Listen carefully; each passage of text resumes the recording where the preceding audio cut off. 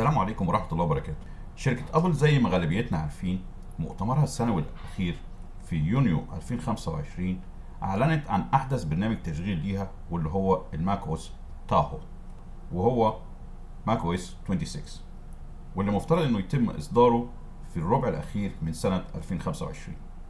وحاليا تم إصدار أكثر من نسخة تجريبية ليه، وفي نفس الوقت المجموعة القائمة على الأوبن كور ليجاسي باتشر أصدرت نسخة تجريبية من الأوبن كور ليجاسي باتشر إصدار 3.0.0 عشان تقوم بتجربتها مع برنامج التشغيل تاهو.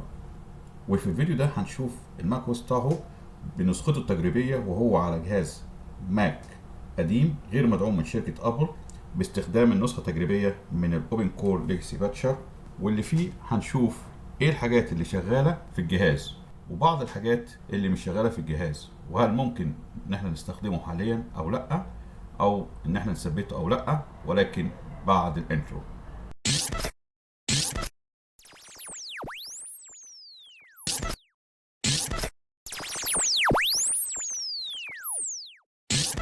اهلا وسهلا بيكم على قناة تيتك، معاكم مهندس طارق عبد الواحد.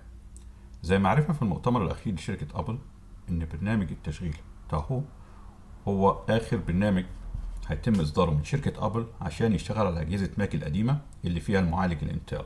وطبعا ايقاف دعم اجهزة ماك القديمة اللي بتعتمد على معالج الانتل كان معروف، ولكن ما كانش معروف امتى هيتم الايقاف، ولكن دلوقتي عرفنا.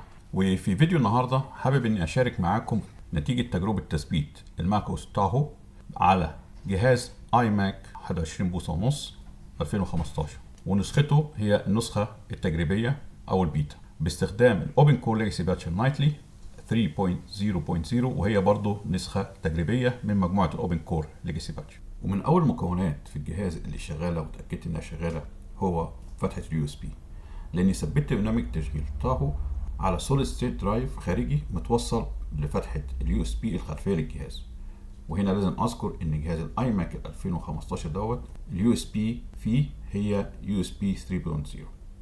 وتاني حاجة كمان شغالة في الجهاز هي البلوتوث، واللي عن طريقها قدرت اوصل الابل كيبورد الوايرلس، وكمان الابل ماوس الوايرلس برضه، بالاضافة للهيدفون الوايرلس. ومن المكونات اللي مش شغالة الواي فاي، وطبعا الواي فاي مهمة عشان توصيل الجهاز بالإنترنت، وكمان عشان خاصية الإير دروب تشتغل. وعلى الرغم من إن خاصية الإير دروب ما بتحتاجش لأن الجهاز يكون متوصل للإنترنت، لكن بتحتاج الواي فاي والبلوتوث الاتنين يكونوا شغالين، وعشان كده لا الواي فاي شغالة ولا الإير دروب شغال. أما بالنسبة للإنترنت أنا اتغلبت على إن الواي فاي مش شغال بإني وصلت الجهاز بجيجا بايت إيثرنت الخلفي للجهاز، واللي هو RJ45 كونكتور. وبعد الجهاز ما اتوصل بإنترنت قدرت أشغل سفاري، ودخلت على اليوتيوب وشغلت فيديو. وهنا اكتشفت ان السماعات الداخلية للجهاز مش شغالة، لكن لان البلوتوث شغالة والوايرلس هيدفون متوصل الصوت قدر يخرج من الوايرلس هيدفون. ولاني اكتشفت ان السماعات مش شغالة ودايما الصوت والصورة مرتبطين ببعض، فقلت اني اجرب الكاميرا، وللاسف لما جربتها لقيتها انها مش شغالة هي كمان.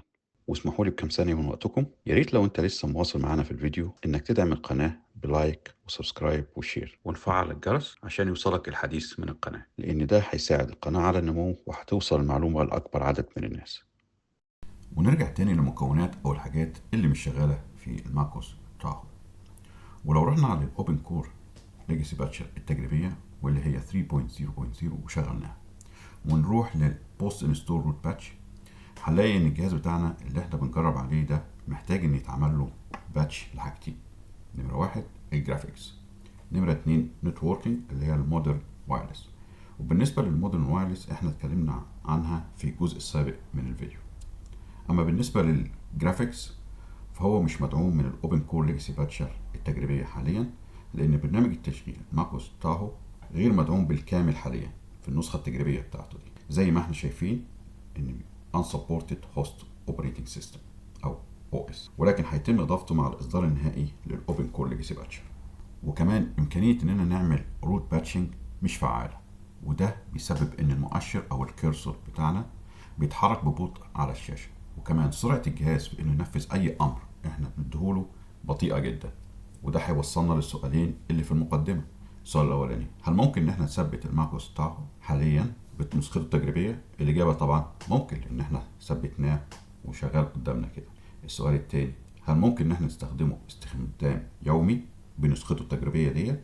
الإجابة أكيد لا، لأن في مشاكل كتير ومش كل حاجة شغالة فيه. والنصيحة إن احنا ما نثبتوش على الجهاز بتاعنا، خاصة لو احنا عندنا جهاز ماك واحد بس.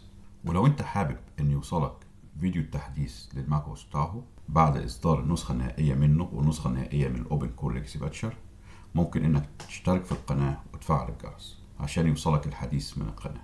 وبكده بنكون وصلنا لنهاية الفيديو، ونشوفكم ان شاء الله في فيديو جديد، وشكرا جزيلا.